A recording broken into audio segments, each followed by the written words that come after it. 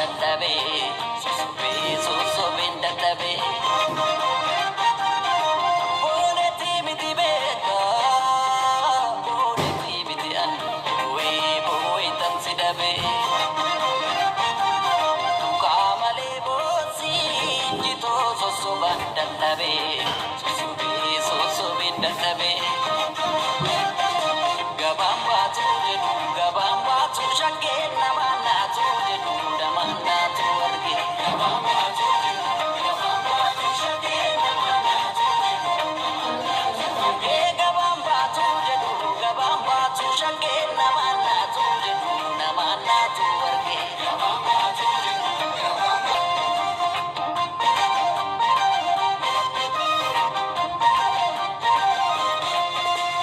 rafuus namaan nansa dhuftee nattalka walakka qalbii furbuqqeetan fagootti yaadaansi arga boraatiin jaalala waliin boraafanne kalee siina yaadachiisa akkasiin daganne irrallee simmararuu yoo kophaa dukkana ta'u simmararuu yoo guyyaanna dukkana simmararuu yoo nammaddu dilbataa'e simmararuu yaada keetti mummukaa'e simmararuu yoo arguubattas dhageesse simmararuu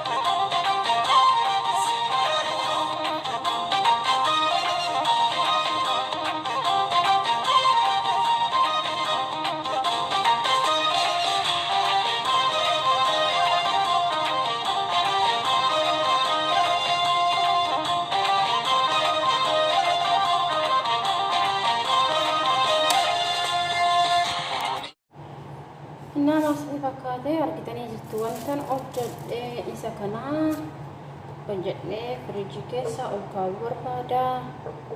Maashammoo nan dibadhaa har'a osoo hin taane boruu jechuudha. Argitanii akkanatti wanta caalmusitti naqnee kun miyaanis kaaffeeti baduu jechuudha. Mi'a qonnatti yoo naqan caalmusii wayii laastikiin foolii jijjiira siin jedha. Isa kanammoo boruu dibadhaa har'an dibadhu boruu dibadhaa akkamatti firiijii keessa bulchaa jechuudha. Kanatti argitanii goone laastikii akkanatti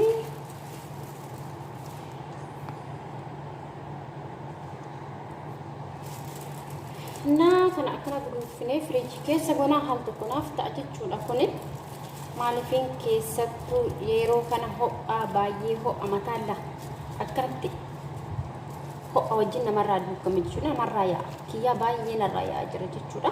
Maaliifin akkatti yoo waan tokko fayyadamne torbeetti yookiin lama al sadi dhiqachuun dirqama. Baay'ee ho'a silan dafqisuun immoo dafqisuun ashaboo sila ta'eefu mataa keenya nurraa buqqisa sila ta'eefu akkanatti wanta kana fayyadamnee dhiqachuu jechuudha. Baay'ee bareeda.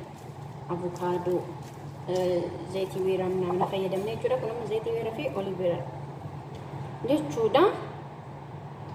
Baay'ee bareeda. Namatti tola. Fayyadamaadha. Wanta namaa ta'e tokko namaaf qoodan gaariidha jechuudha. Bareeda kuni keessattuu mataa boqqoo keessattuu yeroo kana baay'ee ho'a sila ta'eef keessattuu ijoolleen biyya hambaa jirtanii fayyadamaa mana nyaata hojjettanii namni jechuudha. Akkana fayyadamaadha.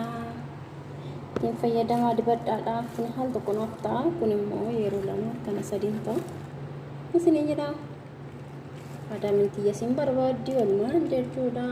Hundi badhu isaanis jechuun walatti arganii waan tokko yoo arga isaanis hin eeteeffatu jiree jira. Kanatti mataan isaanii yaani mudoo qabaatee osoo hin taane isaanii jaallatu waan tokko yoo argatti jedhan. Innaa fayyadamaa isiniin jedha hordoftoota kiyyaa.